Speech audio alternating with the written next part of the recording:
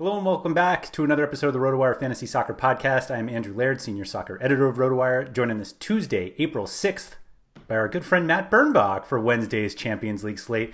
Matt, thanks for coming back, and for those who are on YouTube, can you please show off this awesome hat of yours? Yeah, it's my PSG Michael Jordan brand hat. Because Michael Jordan, big soccer fan. Yeah, of course. Although I think Neymar's a big basketball fan, so it kind of works out, right? I always love the pictures. Like, there are a number of soccer players that are like very big NBA fans, and I love the pictures. My favorite one by far is was it Doncic and Griezmann, where Griezmann just looks like a small child next to him. Yeah. You kind of forget. Griezmann's a massive NBA fan too. That's why everyone always talks about him going to like MLS because he's just obsessed with. I think Derrick Rose, someone like that. Seems like a random enough guy to love. But yeah, you remember that like most soccer players are just kind of like average size people, and NBA players not so average size. No, not so much. So we're here to talk about Wednesday's 2-game slate as Matt sweats some action for Tuesday's slate. We've got Porto, fairly big underdogs at home against Chelsea. And then Bayern Munich favored at home against PSG. We were talking just before this that if you don't have COVID, then you're out with some sort of injury. It seems like everybody is out. But the big ones, Robert Lewandowski's out for Bayern, along with Serge Gnabry.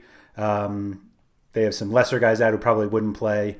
PSG missing Marco Verratti, Juan Bernat, Florenzi, Icardi, Kurzawa, and Paredes. Paredes actually just suspended, so he doesn't fit in the mold of what we were saying before. But Then Chelsea will not have N'Golo Kante, Christian Pulisic, unlikely to play, and then Mehdi Taremi and Sergio Oliveira out or suspended for Porto. So we have a few people left, I guess, and we have to work our way through it. But any initial thoughts on the slate?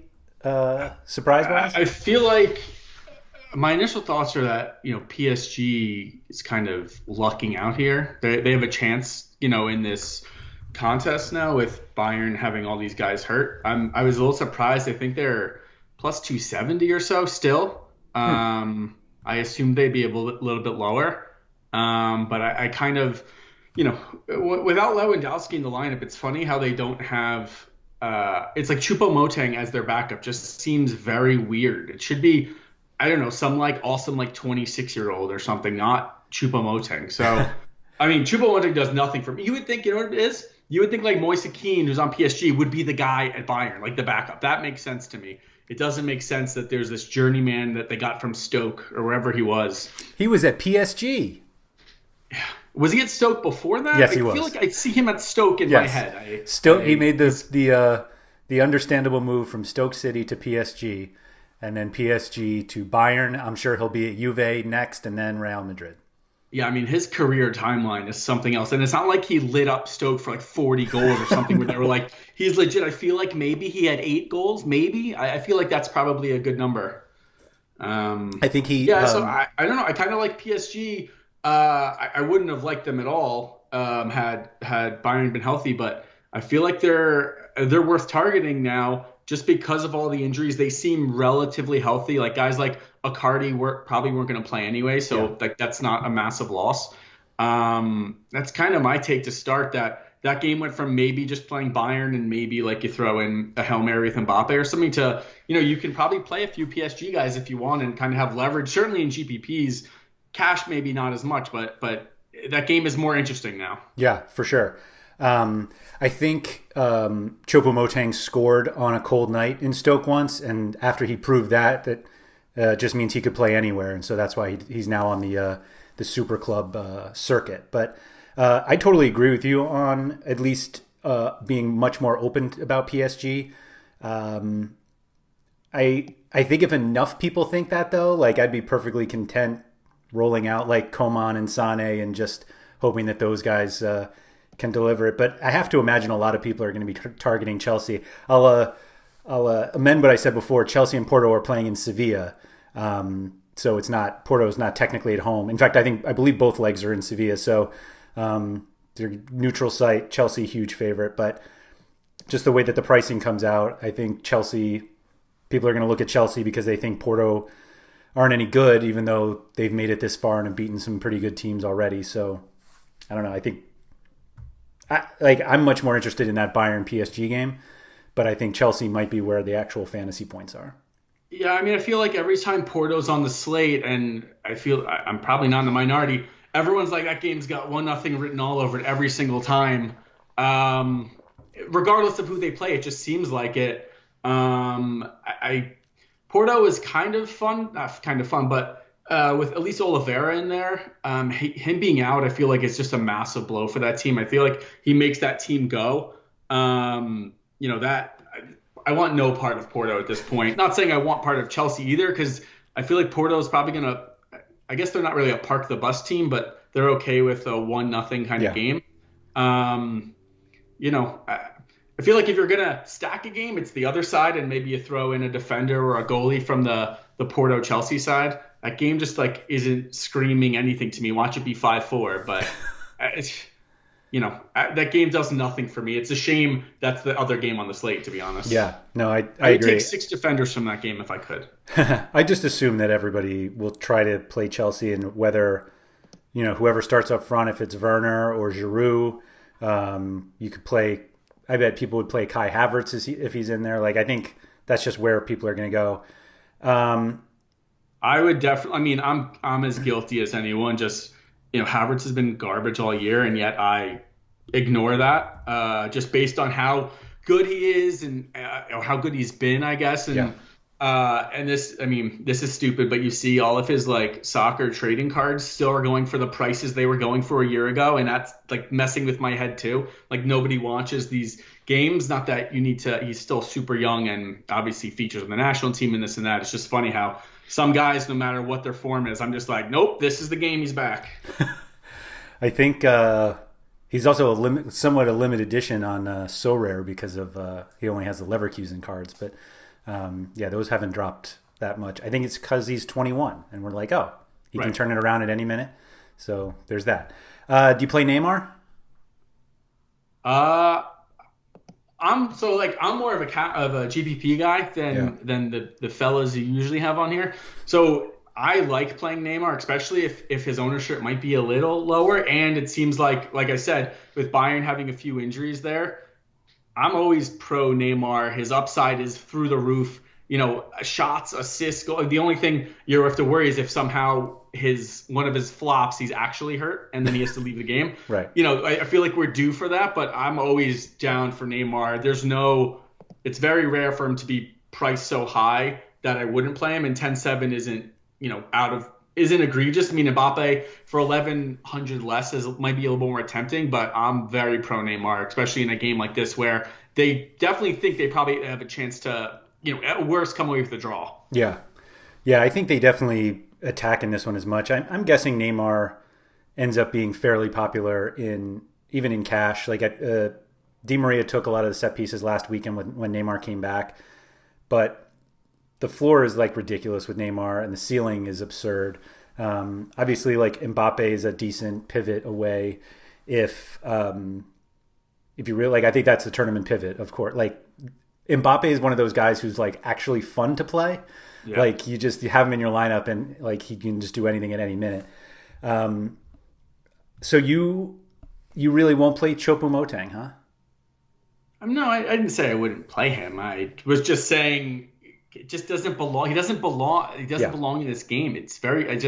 I don't think I could wrap my head around it. Honestly, I probably won't play him unless I have 6,700 left, and just seemingly without looking, I don't feel like there's not that much. If Moise Keane was starting over him, I would play him, or even like someone like Kimmich. I know he's a couple hundred more. I guess his odds to score are probably decent, and the guys around him aren't that great. Like Goretzka doesn't do much for me. Draxler, like he's in a good spot where there's not that much around him money wise that if I need to, I'll plug him in. But he's not the first guy I'm putting in my lineup. He's the last. He might be in after goalie. I think if if you had 6,700 left, I think you just blow up something and find the 200 from Moise Keane, of all people. Like, I think you go that way.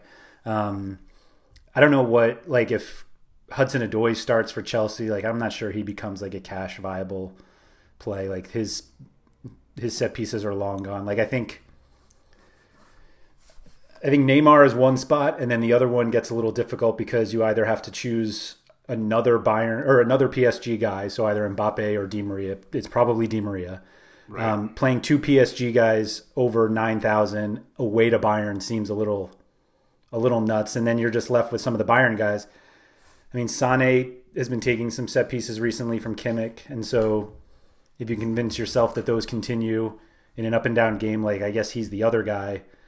Thomas Muller's always there to ruin everything in tournaments by his random, like, 4-assist game or something like that. But I still play all those guys. I also think it's like if you have Neymar and Mbappe, and then next thing you know, you have three PSG guys, and you're looking like, how often are you taking three players from a team that's plus 270?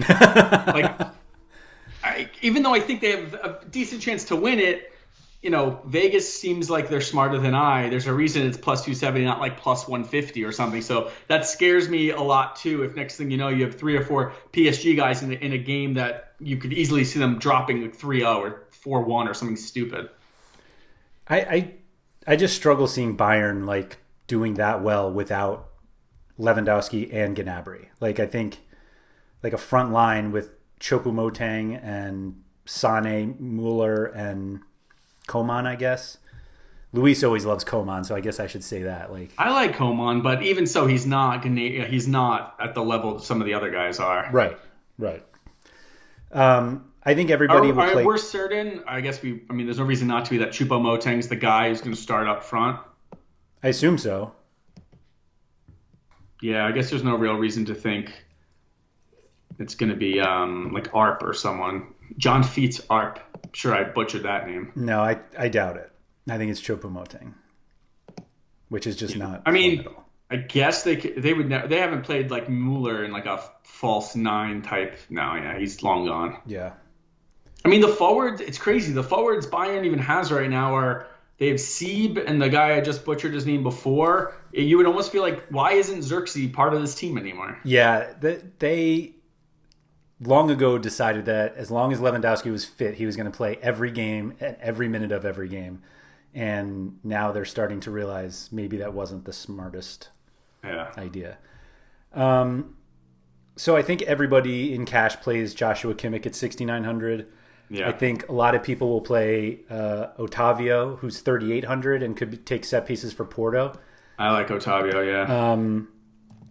I think it's those two. And everyone else, like, you can try to convince yourself about Mason Mount or Ziyech, whoever starts for Chelsea. There's no guarantee they have set pieces because Reece James took a ton last weekend. Yeah. And like cash-wise, I really don't think there are any others. Like everyone else I think is great for GPPs.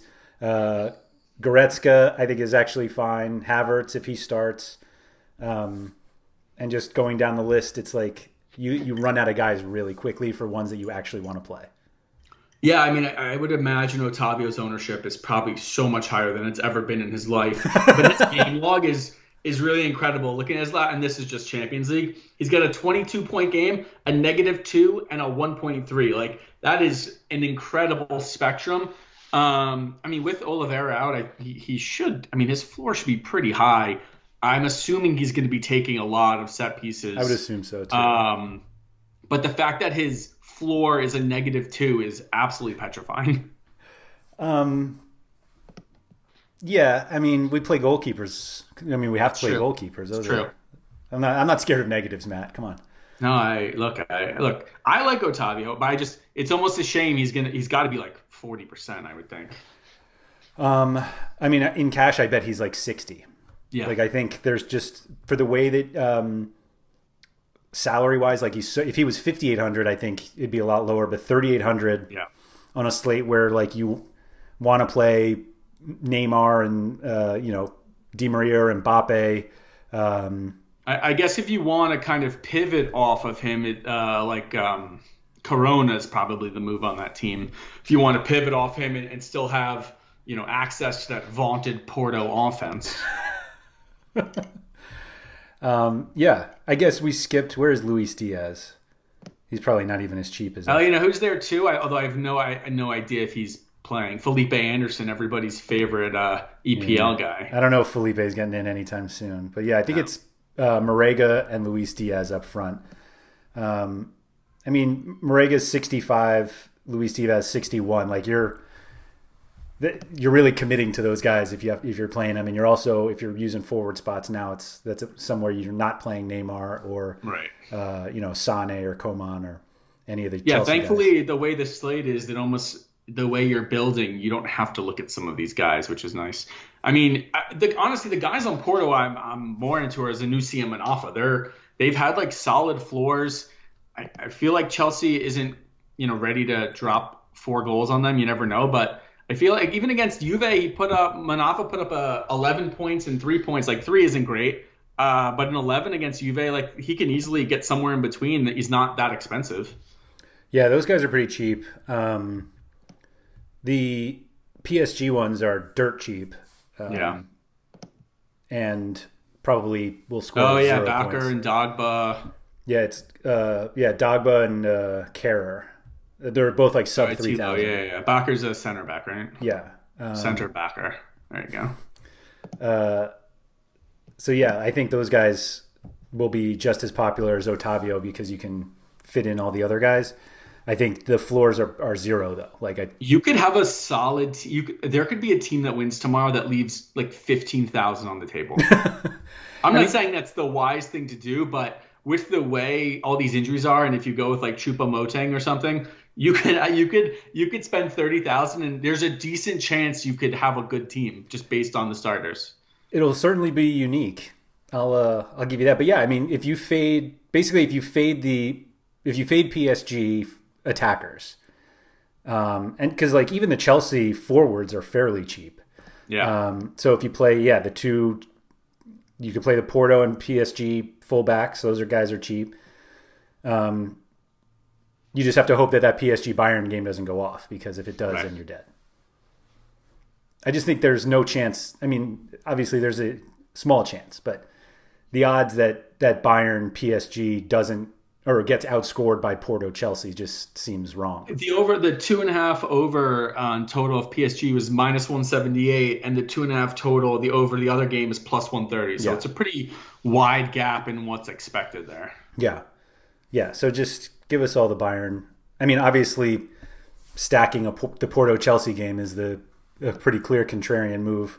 Yeah, you stack that game with Neymar or Mbappe, and you're gonna have a different team. And if they go off, it's gonna be fun. Yep, absolutely. You don't even really need it to go off. You just need PSG Bayern to not go off. Yeah. Like you might be able to win a 1-1 Chelsea game if the other game is just 1-0. Yeah, totally. On a Thilo Carrere goal. Just what we all want. Do you? I don't even want to talk about goalkeeper. Like Mendy's 5,500 is the most. Just expensive. flip a coin. Why? Whatever. Whoever has a green check next to their name, flip a coin. That's it. There's no. It just like whatever you want to build out in your head. About how you think the game flow is. It might not matter. I think at one point today, Liverpool didn't have like a shot on goal in the first half against Real Madrid. It's just nobody's picturing those things, so just flip a coin. I think they ended up having a few shots, but it's just not even worth it. The way goalies are, I don't see worth putting your time into it. That's just me. I know some people like to pay up and you get that safe goalie, but look at Ederson today. He was so safe for 80 minutes, had it was like 16 or 18 points, gives up a goal. Thankfully for their owners, they scored late to at least get the win for him. But nobody penciled that in. Yeah. I'm gonna guess Marquezine is the most popular because he's the cheapest, and that game has a fairly low total. So maybe he doesn't. Well, what was Hintz today for? Dortmund? He was the cheapest. I think. And I'm saying what was his? I feel like it'll mimic that ownership. I didn't see. Yeah, neither did I. He had a decent game though. I think had a couple say. Oh, I guess he gave up that goal late, but that's why it's just hard to. Oh, okay, never mind. Well, at least in GPPs he was In the high, I have just expensive GPP up. The qualifier, he was 4%. So maybe I'm wrong. If you can get a goalie at 4%, I don't care who it is, just play him. That's amazing. For tournaments, you got for sure. 4.5 points at 4%. Yeah, that's not so bad. In a loss, yeah. And almost had, well, I guess he's no. He was at 6.5 points until the final second. So at that point, I feel like that's a win. Right. Yeah, that would have been. I got no one else to talk about. Yeah, it's just is one of these teams going to throw a curveball out there? Is Porto going to play? Who's that? Joe Amario at forward? Is they're 18, is he going to play that or something random? And even then, you probably wouldn't play him. But it's really is one of these teams going to play someone that, not that the slate isn't open already, but that just makes things different. And I don't see that happening, but just because of how many guys are already hurt, but.